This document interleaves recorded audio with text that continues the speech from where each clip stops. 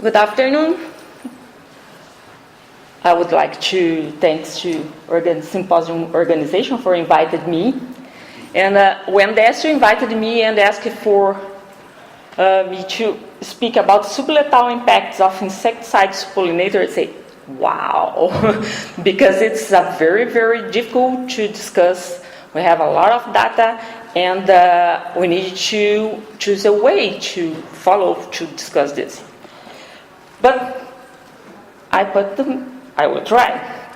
First of all, before everything, we need to understand what is sublethal effects. Sublethal effects is the doses in this interval between no AEC, no observable adverse effect concentration, and LD50. But it's very important to keep in mind that in this interval, we have, of course, doses above the field concentrations or doses, but the most of field concentrations or doses are in this interval. Because when you define the LD50, this is a guide to define what doses is allowed to the field, to use in field. And we need to keep, because most of people, when you say sublethal effect, they always think in doses below the field concentrations, or doses. And when he asked me, he asked to think in neonicotinoids. Why today neonicotinoids are in focus? First of all, because they are systemic pesticides. When you apply it in seeds or in leaves, they enter in the plant and can be present in pollen and nectar. For bees, this is very important. Second, with this kind of mechanism, systemic, they change or they become more complex, the exposure hosts. Because now we have larvae and young bees from the colony in these roots. If you think in another active ingredients, you think it just when workers go to the field, they are exposed. But when you need, you think in neonics, this is different. And the mechanism of neonics, mainly in the actin in acetylcholine receptors, they can modify or they can act in different and important physiological process in bees.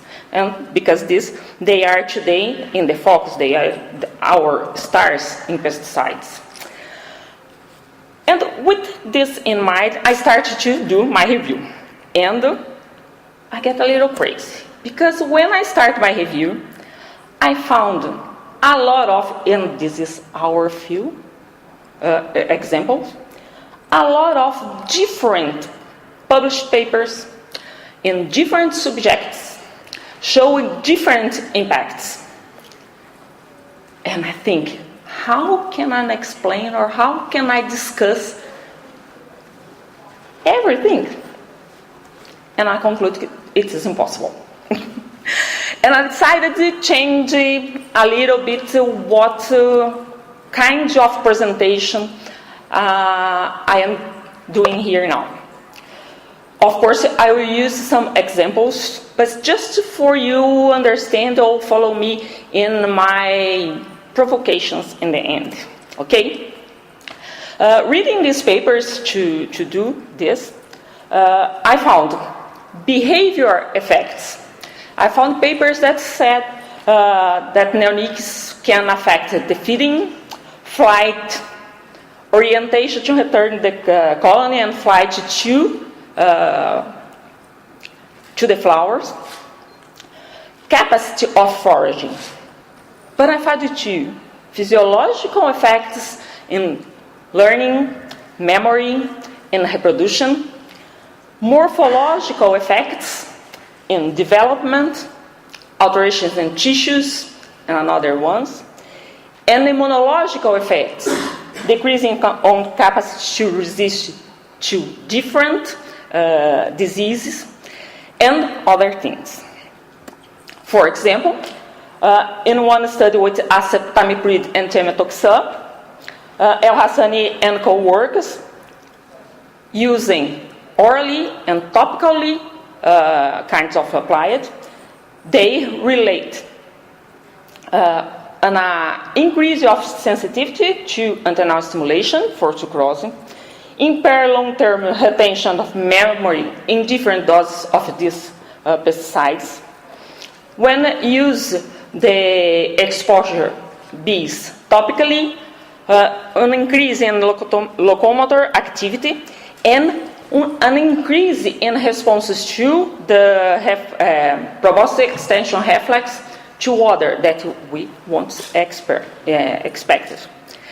And the same research said that temetoxam had no effects on bee in the same way, using topical and orally exposure. In another study, we have bees treated with imidacloprid or less active for a period of time after exposure. Work with a Brazilian bee, Rosa, excuse me for the Portuguese words too. Temetoxam causes some alterations in the morphology of the new imagos, with differences in the size, difference in the information of the organs, and with imidacloprid 2, these authors can see a decrease in the leg line and locomotor activity of queens, decrease in foraging and hygienic activities in workers, and decrease of blood production and pollen stocks. But neonicotinoids cause these effects or not? Because I found two different papers that says that no, we don't have sublethal effects on bees in realistic situations.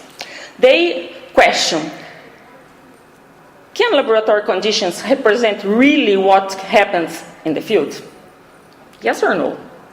I don't know. Okay. Can individuals represent the effects on colony? Because if you look for all the papers, all the research, we have different situations. And it's difficult to decide compare different situations and arrive in a unique answer.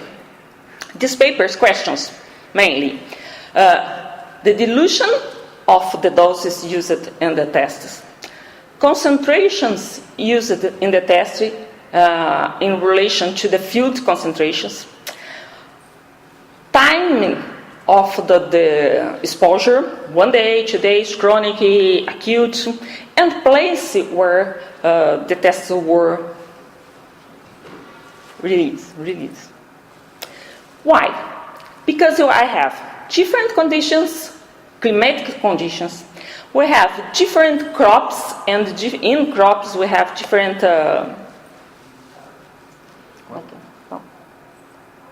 I lost a word. Varieties in crops. And in these cases, I can have different situations and different effects, or in one place I can have an effect, in another, no. For example, this study, the results suggest that exposure to canola in a specific crop from seed treatment with clotianidin poses low risks to honeybees.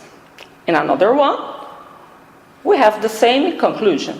In a situation tested, in this case with temetoxam, we have results that show low risk to bees. I am a bad singer, but I love this music. Okay. When I finished the review, I was thinking that I review research from the last 20 years. In the last 20 years, I saw this. I say yes, you say no. I say yes, you say no. You say stop, I say go. And this is my provocation for my presentation. What are you missing? What are you looking for?